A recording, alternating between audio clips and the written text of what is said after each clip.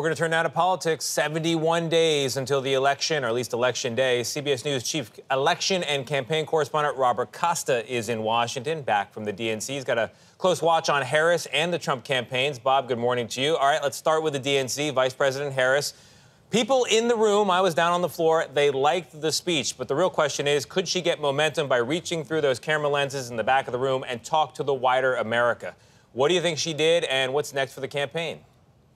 Tony, great to be with you. We know at this point the Harris-Walz campaign is raising a lot of money, more than $500 million since the campaign was launched a little over a month ago. That is going to provide a foundation for her when it comes to advertising, ground operations in the swing states. And one of those key swing states in the coming week is going to be Georgia. We hear all about the industrial Midwest and the Sun Belt, but there's a real belief inside the Harris campaign that they can make Georgia competitive again, just like it was in 2020. There's going to be a bus tour across the state this week.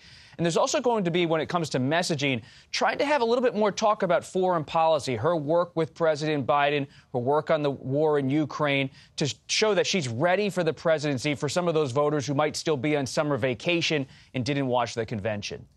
You know, Bob, at times it seems like the Trump campaign is still not yet ready for Kamala Harris. They're campaigning against Joe Biden, who's not running anymore for re-election.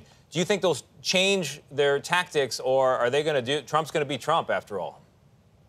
Tony, I was checking in with the Trump campaign and my top sources all weekend. And what's interesting is that there's no change. They believe that the Harris campaign's message of joy is not going to work. And you're going to hear a pretty bleak attack from former President Trump in the coming weeks, saying that Vice President Harris is wrong to have this kind of message, that everything's going fine. He's going to say that there's economic carnage, that the border security situation is really impossible for a lot of people living in states along the U.S.-Mexico border. So it's going to be a scathing attack from Trump. Now, there's a belief in the Harris campaign that they have the right message, but it's going to be something where they're going to have to take a political punch again and again from Trump. Bob, Robert F. Kennedy Jr. endorsed Donald Trump, appeared at a rally. They brought the fireworks out for him. I guess that's a big deal. How does it affect the race?